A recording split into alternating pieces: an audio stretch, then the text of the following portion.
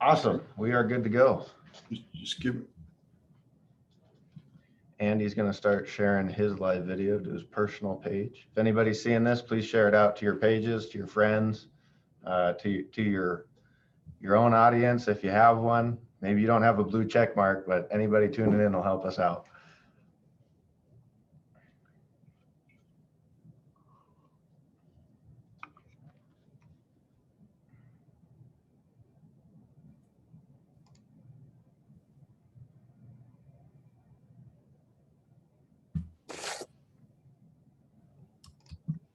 You getting it?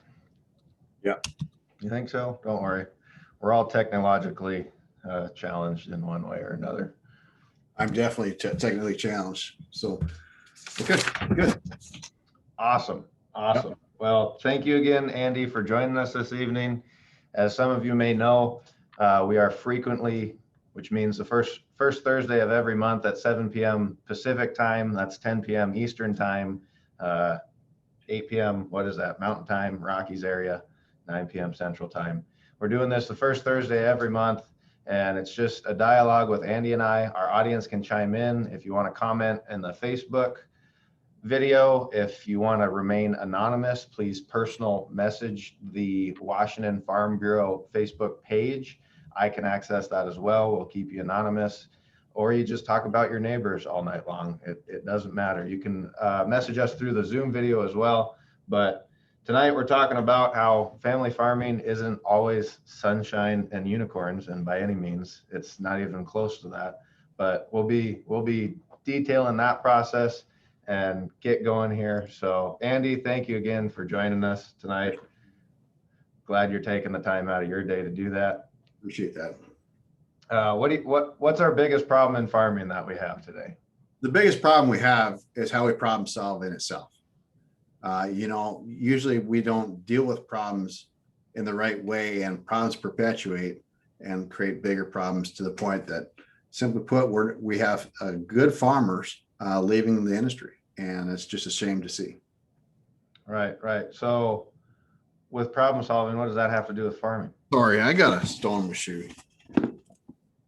Can we start again? What are you doing? Well, I got a stone in my shoe. The thing is, as farmers, we have a common sense for 5 minutes to sit down and take a stone out of our shoe, right? And the thing is that I had a cousin a while back. He was a neighbor as well. The problem where I'm from is that he was both a cousin on both sides of my family, but that's a whole different situation altogether. But the thing is that he was, to say the least, he was a bachelor. He was in the 70s, and he had let himself go.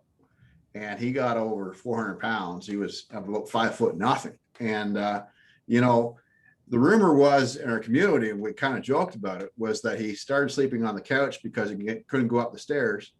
And he didn't bother to take his boots off when he came in from the barn. And, had just gotten too fat. And, we started noticing that he started hobbling around, and we started joking and guessing that he had a stone in his shoe and he couldn't get the boot off, and he just wouldn't ask for any help. And we always asked, do you want some help?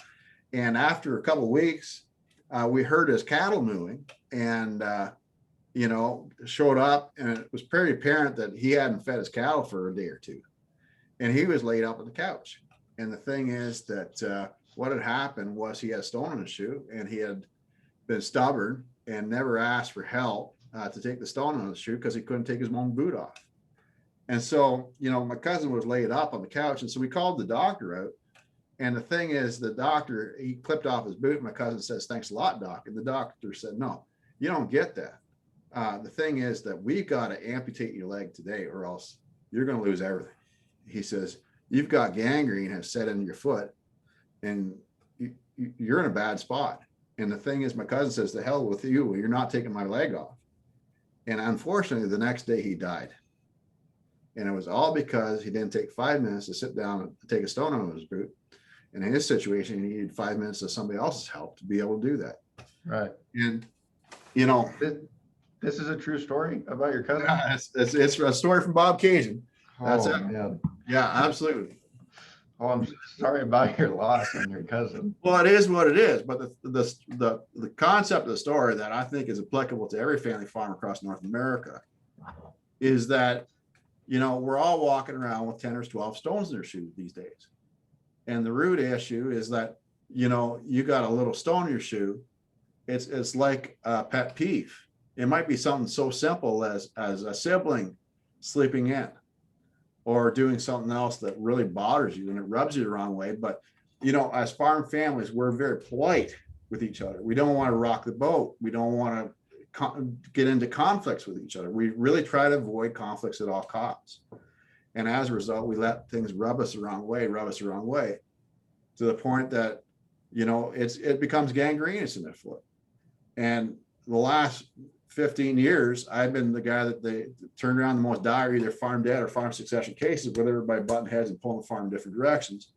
And the root issue of it all is I fly into these farms and everybody around that kitchen table just doesn't have one stone in their shoe.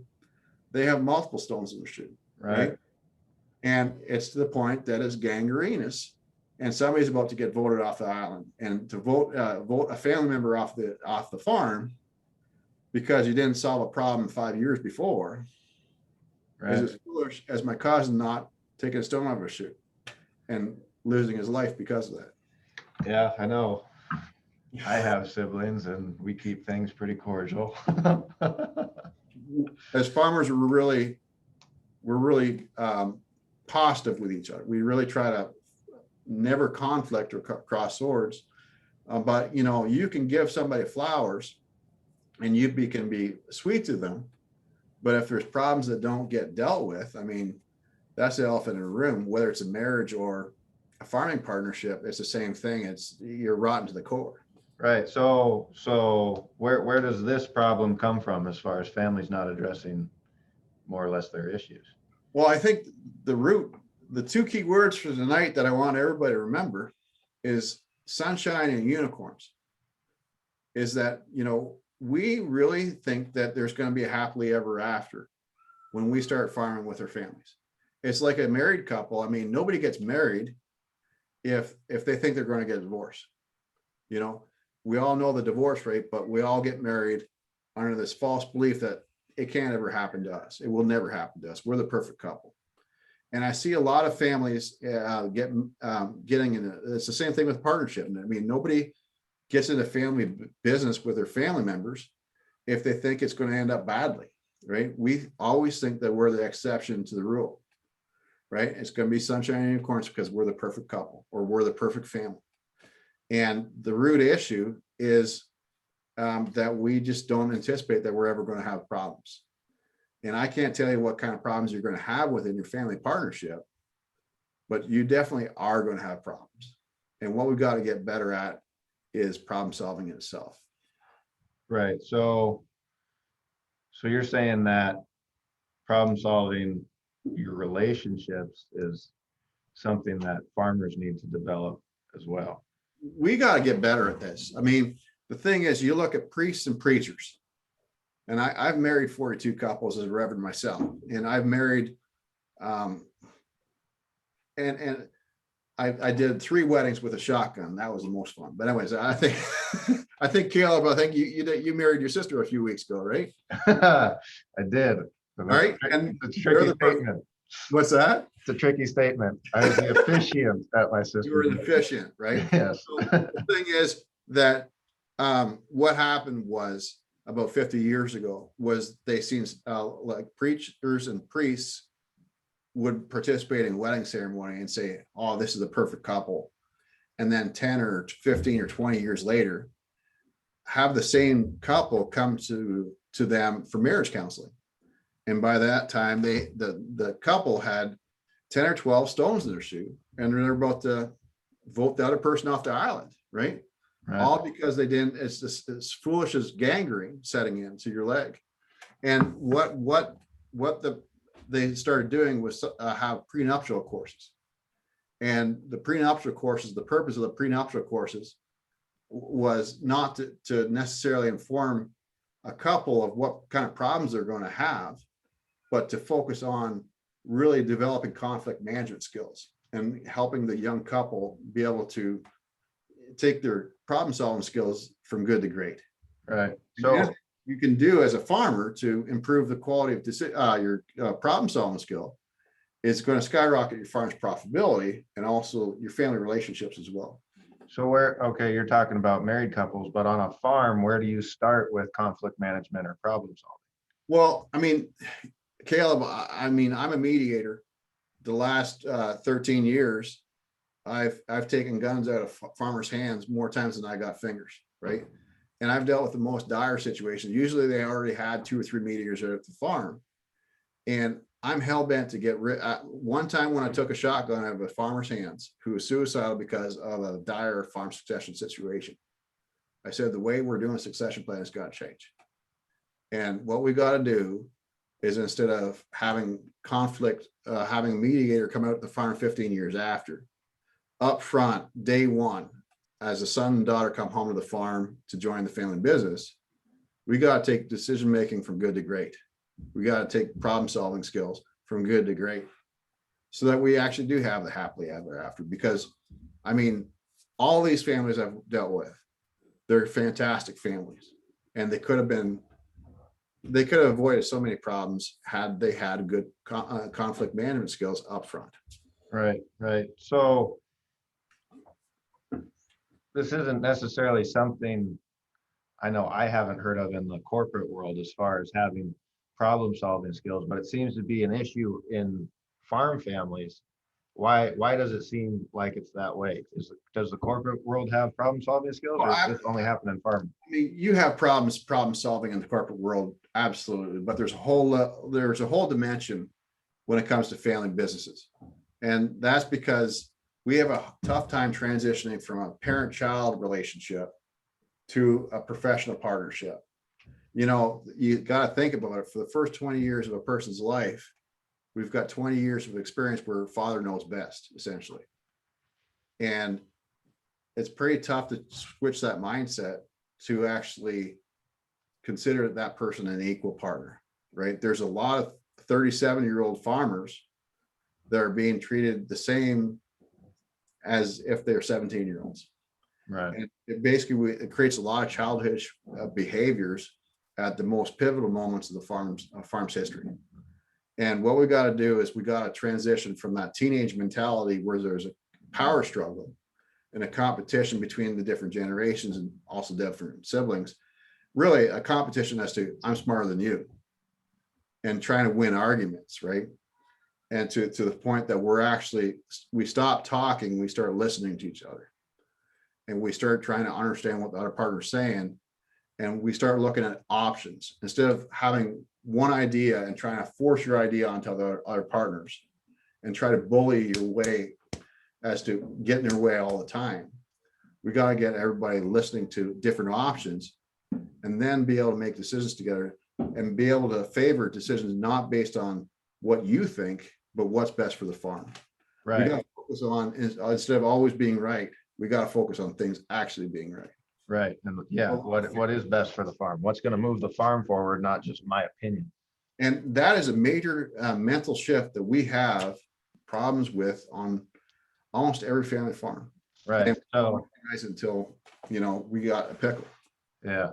So it's not as difficult in the corporate world, because most often in the corporate world, we're not working with family across the office hall or whatever. Absolutely.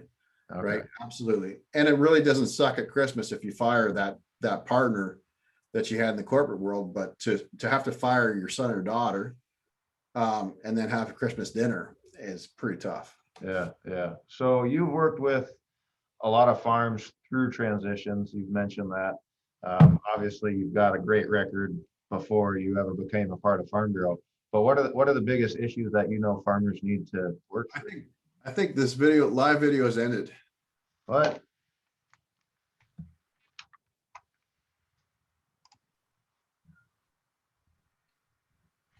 Oh, that's not good.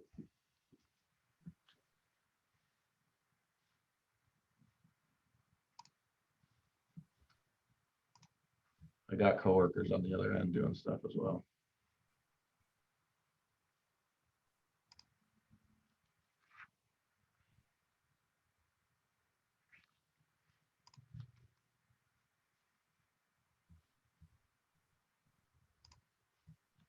Yep. Looks like we've got a couple people attending on Zoom that said they're still there. We're going to try to figure out our technical difficulty with not being able to stream live on Facebook. Sorry about this. No, that's all good. I appreciate folks just being there. So right, right. And thank you for being attentive on Zoom. We didn't forget about you, right? Absolutely. For the folks that are listening live, I'll just tell a story about, I don't know how Caleb married his sister. You know, okay, first of all, I assume that you didn't marry your sister. You're not from Bob Cajun, are you? I'm not from Bob Cajun. But anyways, the thing is that a long time ago in rural Ontario, I had a buddy and we were sitting in the back of a church, and okay, we're live now. So, okay. It's coming back. It hasn't fully loaded yet. Sure.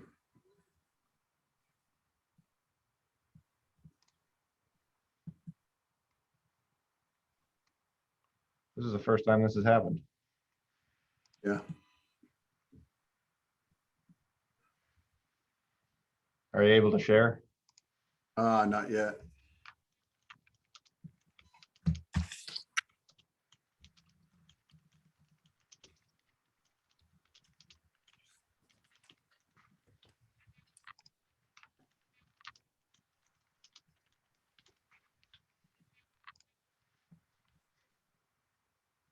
So we just come back into the same stream, or? I don't know if it's going to be the same stream or if it's going to be a different one. It looks like it's going to be a different stream. Okay, we're back live on Facebook. Sorry about that, folks. We're having some technical difficulties. It looked like we got cut off halfway through, and some people are coming back in too, so that's good. Okay, well, we'll just continue here. Yeah, anyway. we kept our Zoom attendees. Absolutely, I appreciate the Zoom attendees staying on. Yeah. So where were we at? What were you talking about? We were talking about, I just asked you, like, core transition. You've done a lot of these transition projects with farms. Yeah. But what's the biggest issue that you see with them needing, what's the biggest issue those families need to work through when you're working with them?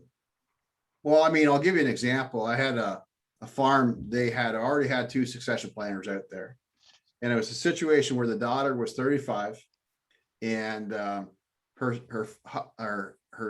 husband was involved in the operation, and she was also farming with her brother. And you know, the dad ran the farm with an iron fist, and it was always his way for every decision on the farm. And she was quite meek, but she was concerned about where things were going to go as far as estate planning. They had several other siblings that were not involved in the operation, and she wanted to get that cleared up. And I showed up to the farm, and the father and the son-in-law, the son-in-law's name was Doug, the father-in-law was Jack. They were arguing, and the argument went on about 5 minutes too long, and it basically got really tense. And they were having a discussion about where they're going to put a water bowl in the pasture field. And it had nothing to do with a water bowl. It was all about a power struggle between father-in-law and son-in-law. And it was pretty obvious that this was a constant problem. And the father said, okay, we're going to stop our discussion here. We'll decide after our meeting here what we're going to do this afternoon. And he says, you got an hour to do succession planning. And I said to him, like, you guys are nowhere ready. Like, a succession plan is just a 10-year strategic plan, you know. And what's important is that you do actually have happily ever after. You get a decision made, not by one person being dictator, but something that everybody can buy into. And what you guys have to do is learn. I mean, you guys aren't ready to talk about what you guys are doing next hour, let alone where the farm's going to be in 10 years time. And what you got to learn to do as a family is to make decisions together. And you got to start with small decisions. And then, you know, 6 months now, we can start talking about larger decisions. It's like adding kindling to your fire. I mean, you start with, to build a fire, you start with the kindling or the small decisions. And then as the fire can handle it, you add larger and larger sticks. What that family was doing when they had the other 2 succession planners, they were trying to light a fire with big ass logs. right? Right. As a result, they got nowhere. Yeah. And it sounds like putting a water trough in a pasture someplace is pretty Yeah, kindling. absolutely. Yeah. And what I did with that family was I basically once every 2 weeks we sat down and we solved one problem and how they work together and one problem related to production. So for the production problem, the week that I showed up, they had a milk inspector had told them that their smack cell count was at 300,000 and they needed to get it down to 100,000. And simply put, that was for those of you that don't know what smack cell count is bacteria in the milk. And if they didn't get that down, then they would stop supplying that company with milk. And the daughter, Mary, she had different ideas as to a different type of milking procedure. She wanted to try a pre-dip, teat dip. And the dad says, well, you're telling me that I don't know how to milk cows. And he felt really insulted. And so they got into bickering as to, how to do things. And I said, okay, guys, we got to stop here. Is instead of you guys having different ideas, two people arguing about how to milk cows, we got to have next week, everybody come to the table with a new idea as to how to solve this issue of improving milk quality to drop somatic cell count from 300 to 100. And what we did was we got 5 different options from the 5 different family members. And then we combined different ideas. And then we came out with a decision that everybody could live with. And 6 weeks later, they had dropped their somatic cell count from 300 down to about 180. And they had actually had fewer sick cows as a result of that. But more importantly, it wasn't just a production problem. It was a situation where up to that point, everybody felt like slaves on that farm. And instead of one person was running the farm with an iron fist, like a dictator. And suddenly everybody felt that their opinion mattered. Mm-hmm. And it really completely changed the morale of that family. And then 6 months later, we did larger and larger decisions as time went on. 6 months later, we got succession planning and done easy because they learned how to listen to each other's ideas instead of force their own ideas on each other. Right. And that all just had to do with sitting them down and having them solve the same problems or the small problems around the table. Yeah. What you got to do is you got to get families, instead of talking, you got to get everybody listening to each other. And more importantly, listening for what the other family members are not saying. Right. And instead of one person trying to force their way onto everybody and be a bully, we got to instead of looking at things one way, we got to look at things at least 5 different ways. We got to get really good at brainstorming together as a family. Right. Start with small ideas. I mean, to do succession planning with that family was 2 hours, but that's because we had 6 months of meetings where we got little arguments about how to milk cows figured out. Yeah. It's too bad they didn't meet dynamic on that farm. It's too bad they didn't meet you earlier then. I mean, man, that's why I'm really passionate about what I'm trying to do. I'm trying to get rid of the need for a mediator by, as soon as the son and daughter come home, let's take decision making from good to great up front, right? Instead of have 15 years of one person being dictator and everybody being unhappy. And really everybody, let's take decision making from good to great right up front. Right. Of course, the farming with family is all about, or coming home to the farm is all about. Yeah. That's coming home to farm. That's the online course that Andy's put together. That's why we're here today. It's an online course. You can find it on the Washington Farm Bureau website under the Young Farmers and Ranchers page. It's for the older generation. It's for the younger generation. But that's kind of what we're doing. We're doing a little bit of advertising, but we really want you to understand what's in the course and how this course can help your family work on your interpersonal relationships in your family so that the succession planning is easy. And so we've had a few families go through it, having some success so far. So, yeah.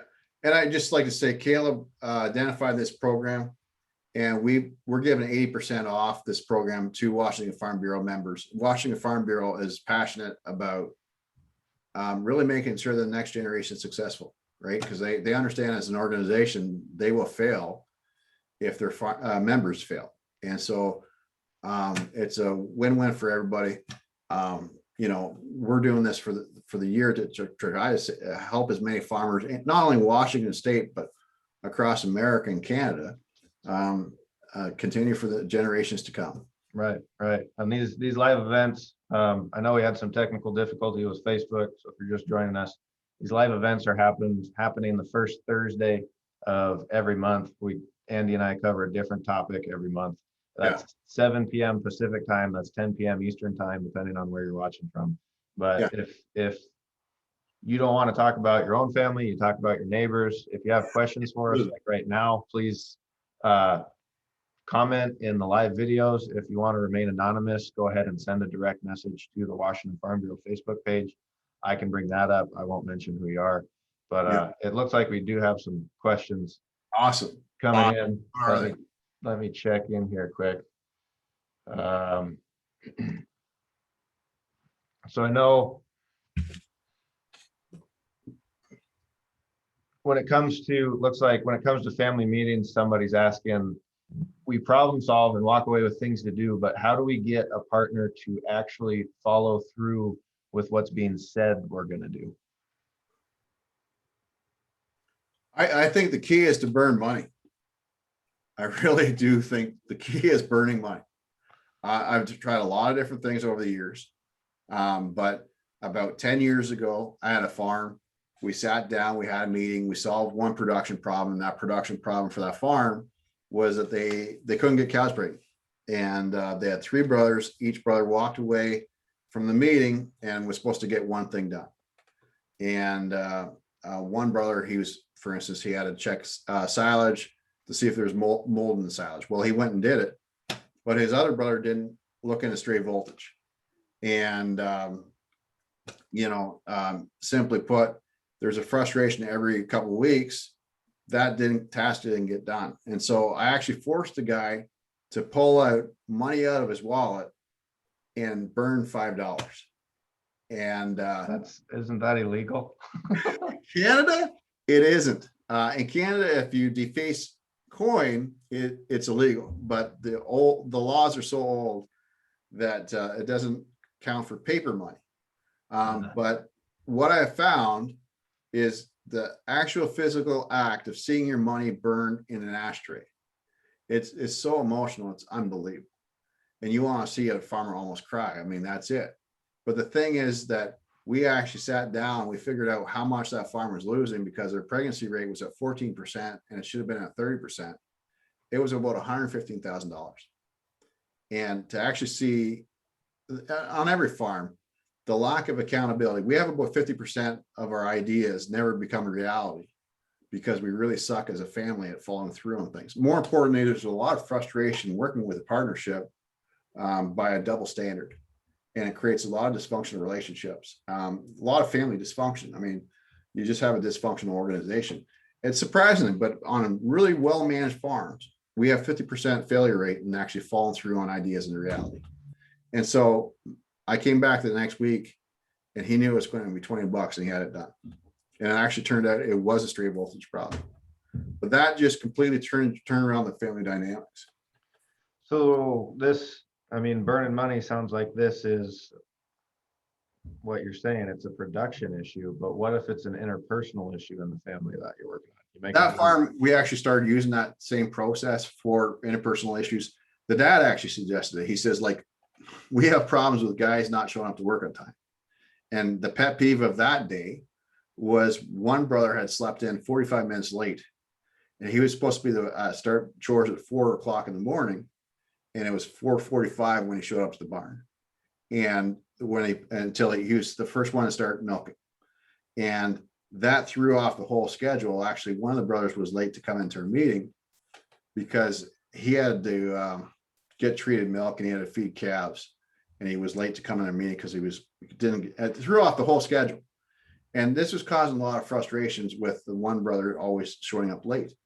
And it was almost to the point that he was about to be voted off the island. And I came back in 2 weeks' time. And so they came out with the pact that if you were more than 5 minutes late to the barn, right, from when you were supposed to show up, you had to burn $5 every time that you didn't show up to the barn. And so I showed up 2 weeks later and I asked, like, how did this go? And the dad said, this went wonderful. I mean, so-and-so brother showed up the barn every time. And that guy turned around and he said, but Dad, You didn't show up to chores on Sunday morning. You were half an hour late. And Dad got like cross and he says, well, it's my farm. I can do whatever I want. And he said, Dad, that rule still applies to all of us. And if you don't live by the same standards, I'm quitting right now.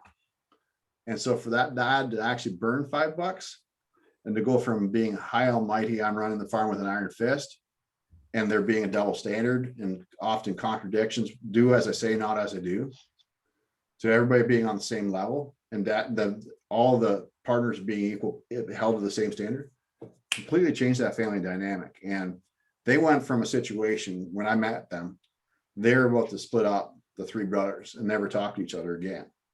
And 6 months later, they actually built a $2 million rotary parlor, and they're still farming together today, all because of burning money.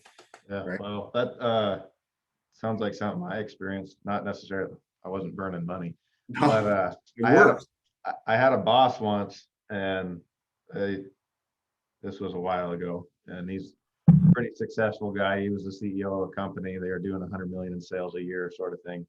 Yeah. And basically said, just because I'm the CEO doesn't mean I'm above taking out the trash. And so that similar situation, double standard sort of thing. So Absolutely. everybody's got to be able to do the same job, and nobody should be guilty or above doing any of the jobs. The more accountable you can have an organization, the more discipline you can have, so that everybody's held accountable to the same standard, the better the results you'll have within your organization. It's unbelievable. Right. There's a couple more questions in here. That's awesome. Thanks for just to the people that are at home. I really appreciate y'all asking these questions. So just keep on firing away questions, right? Yeah, keep them coming. Looks like this has something to do with recent political changes that have happened. How can succession planning work with the capital gains being passed? So I think the thing is that there's succession planners as far as transferring assets. You have to understand, I can answer that question, but I choose not to, because my focus in what I want to talk about tonight is not the transfer of assets, who gets what, how to avoid paying taxes. I mean, that topic is overdone, I feel. What I really want to focus is on the transfer of management and how do we work together as a family, because those are really there's tons of tax professionals that can help you with that answer. There's very few people that specialize in getting everybody from button heads and pulling the farm different directions to be able to get everybody pulling the same direction. And that's really where we trip up in agriculture. For somebody to do estate planning as far as help you avoid taxes, I've actually done it at the hospital in 5 minutes. It's not rocket science as much as other professionals might make you think it is. But to get a daughter-in-law and father-in-law working well together, man, that's a conundrum that trips up a lot of families. Right. And good points. Thank you for drawing those differences. Thank you for asking that question. Yeah. Thank you. No disrespect. Actually, going back to the whole burning money thing. Yeah. We're in the US, we can't burn money. What are we supposed to do? Well, obviously everything that happens behind the barn is always legal, and everybody would always know if you burn a dollar bill behind your barn, right? I have seen families do gifting to charities. So they have a swear jar and they give that money. But what I've actually found, Caleb, is, and this is key, is you got to give that money to a charity you hate, not to a charity you love. So I've seen families, they give, say it's to the local Christian school, right, that their kids go to. Well, if they give $5 to that, then actually they get in the psychology of, if I sleep another 5 minutes or another 15 minutes, it's all going to good charity. I'm going to give 10% of my wealth to charity. It's charitable. But if you give that $5 to an organization that you hate, like PETA, for instance, a lot of farmers don't like PETA for whatever reason, not political, whatever. You're going to hate the whole idea of your money going to an organization you hate. So anti-charities are, another way to do it. I actually had an African-American farmer in Alabama, and they farmed a significant acreage. And for him to give his money to a hate organization, the Proud Boys, was pretty substantial, right? Because he didn't like writing checks out to the Proud Boys. But that changed their behavior as well, as far as doing everything he could. For somebody to be reminded that if you don't get a task done, you're going to have to write $5 check to the Proud Boys or whatever the organization is. That was a very emotional experience. And so if you're going to not burn money, because it's illegal, give money to an organization you hate. It's the only way to go, for sure. Right. Wow. We've got a question that come in on Zoom. Awesome. Another anonymous one. How do you deal with families that have two boys and one runs the farm and the other works off the farm, but they have equal ownership of the farm, but the brother that works off the farm wants to dictate how it's run? I've actually seen this happen a few times. That's tough. I think it comes down to, you got to get the partners on small, like I said earlier on, you got to get the partners listening to each other instead of talking. And so you've got to have a time and place, maybe once every 2 weeks, maybe once a month. I don't know what size of operation you have or how intense it is, but you've got to have a time and place that you identify a problem, and each one of you comes preferably to the meeting with 2 different options as to how that problem could be solved. And then you don't start making decisions with just 4 ideas. You have to at least brainstorm one other option together, right? As a result of listening to each other's ideas. And then only when you have 5 different options that you start to, weigh the options together. Right. Draw a conclusion.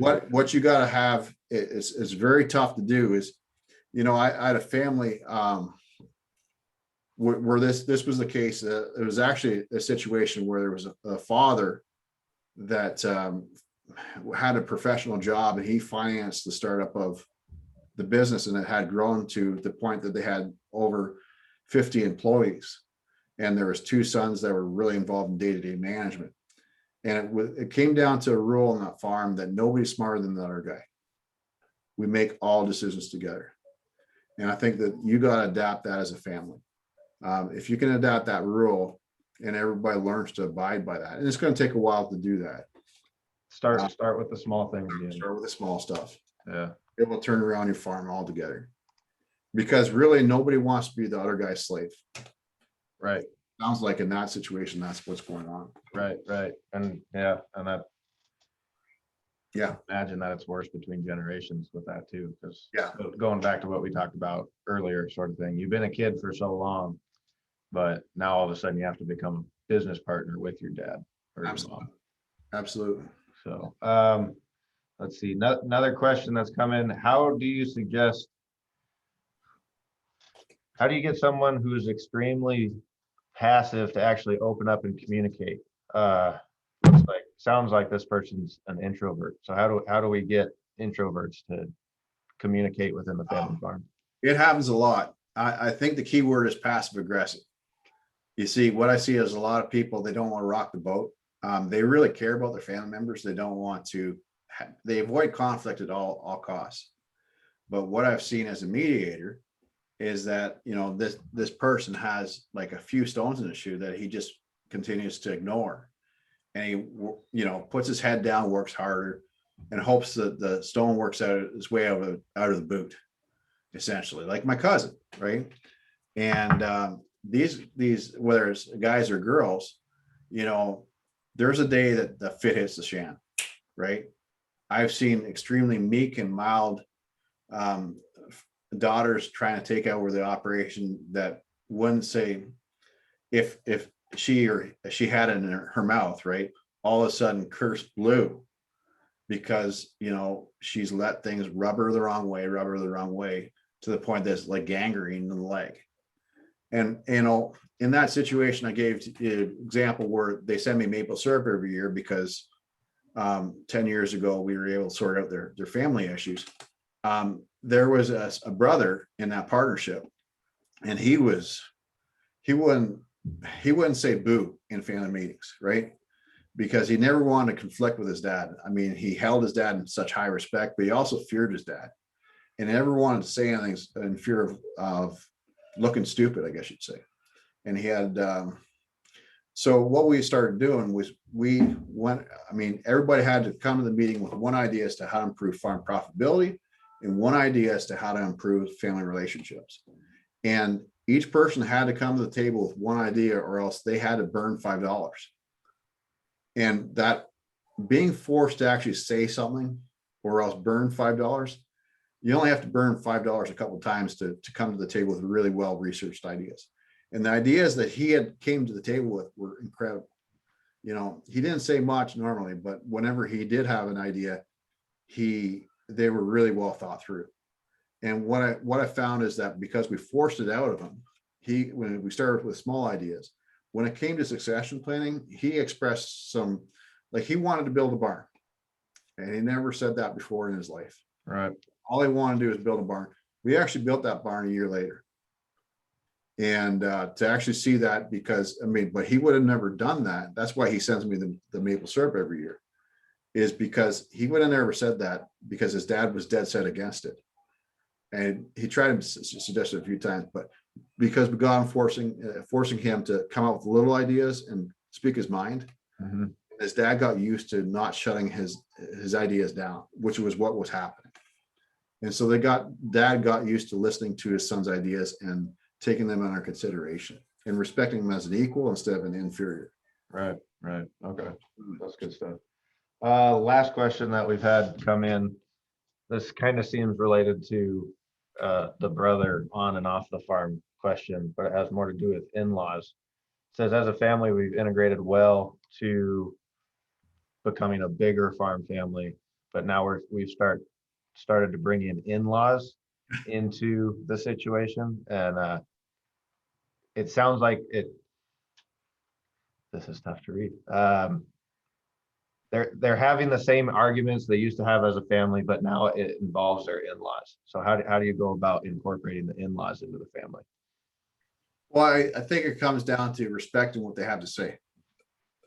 And too often there's a statement often I've heard is in-laws are meant to be seen but not to be heard, right? And quite often farm families, they're really surprised when the in-laws have a different opinion. And that's actually seen as a negative, that in-laws obviously come from a different background, right? They may have a farming background, but it would be obviously a lot different than your farm. And, the thing is, we got to do is respect what the in-laws have to say, because they have to live with the consequences, right? They have to put even if they have an off-farm job, it's their whole future and their lives at risk as well. And they've got to be if they're going to be expected to come along for the ride, they've got to be involved in the decision to some extent, or else they're going to be unsatisfied and encourage their husbands or wives to seek a different strategic direction with their lives. But what you got to do, the root issue is, instead of a daughter-in-law and a father-in-law coming to a conversation and both of them having an opinion and getting into an argument because they expect the other person to heed the other person's ideas, they've got to come to the conversation trying to get 5 different ideas, right? Each of them brainstorms 2 different ideas, and then together they brainstorm one together, right? So they don't start having a conversation about what to do until they've got 5 options, and then they together weigh the options. And if you can do that on small decisions with your in-laws, when you do come across a problem, and there will be a problem, whether it's production related or how you guys work together, that impacts the in-laws' opinions, you won't have a problem. But if you've never developed the skills, you're going to Right. have problems. Huge. And it causes a lot of farms to fail, right? Because we don't listen to each other. Yeah, yeah. What about the situation where those in-laws are working off farm, or the farm's not quite big enough to support all the family members that are all of a sudden influxing into it because all the kids are getting married, sort of thing? Yeah, I think it's for each family, it's going to be different. But I like all you can eat buffets. I mean, if you're not going to involve, somebody like myself to help you with these meetings, I like all you can eat buffets. Okay. And this is why, is that if you can have an all you can eat buffet and you as a family get into the habit of going to that all you can eat buffet, that's 45 minutes from your hometown. And they usually got a little room in the back for parties that you can have a private conversation as a family. And if you can have a time and place, whether it's once a year, or I prefer once a quarter or every 90 days, and you address issues that are more strategic in nature, and you have the families discuss those issues, and those might be issues that the in-laws might provide an opinion on, and get them involved and from day one, not trying to sort out the most controversial issues in the first meeting. But if you can get 2-3 meetings in place where you get used to the daughter-in-law or son-in-law that's not involved in day-to-day operations but having an opinion, then when it comes to building a barn or dealing with a housing issue, you're able to have an intelligent conversation. And the sooner you can get that involved with a partner, as soon as they get involved in the family, maybe even just prior to marriage, start that habit up, the more problems you'll avoid down the road. Right. That's good. And by the way, that in between meals, in between the decisions, you can go get another plate of onion rings. Okay, that's from the buffet, right? Yeah, tri-tip, that fifth soft serve ice cream cone. Yeah, absolutely, right? Because the thing is that by it being in an all-you-can-eat buffet and it becomes a family ritual, it becomes something fun that the family does. And I mean, you're going to be, if you have 4 family members, most buffets are like $15, right? Very low cost. I mean, even for the most frugal family, it's a very low cost compared to, what a lawyer could cost you if you don't have these issues resolved. Right. And it's like a little mini work retreat. Absolutely. And the thing is that what I should say is that, we all know that the divorce rate is 50-50 in our society, but people actually own family businesses. It's closer to 85%. And the reason why is that you got the extra stress of the business and the extra stress of working with in-laws. And it used to be that the family farm, the nature of the family farm was actually a positive for farmers. But for a lot of families, it's the negative, right? It's the cause, one of the root causes. It's not the be all and end all, but it's going to be a contributing factor. So the question every family should ask is, how do we reduce the probability of divorce from 85% to 10%? Right. And that all you can eat buffet ritual can be a game changer, because you got to get everybody listening to each other instead of just talking over each other. Yeah. We're running low on time. I did have one more question that come in over my cell phone, actually. That's great. And it says, as the next generation to operate the farm, how do you initiate those conflict management conversations while respecting the wisdom of your parents or the generations before you? I think that's a really important question. And I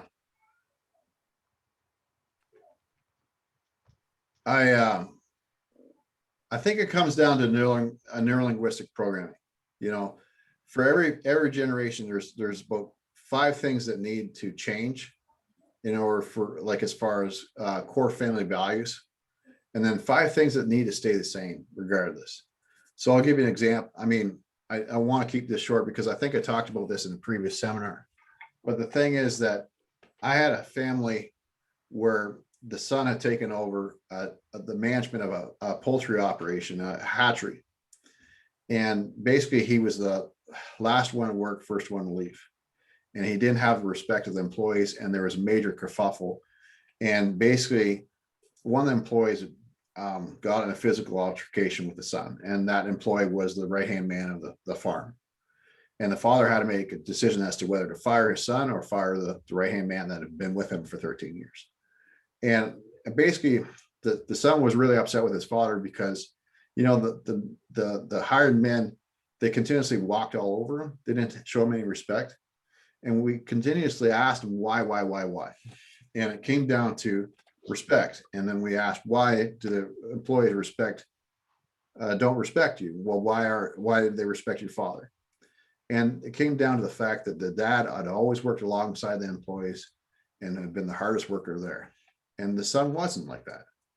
And so one simple line that we came up with as a result was, you got to earn respect daily.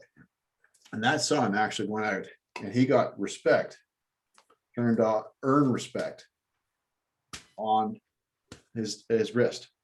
And he went from being the terrible to being he's amazing. He's the first one to work, last one to leave.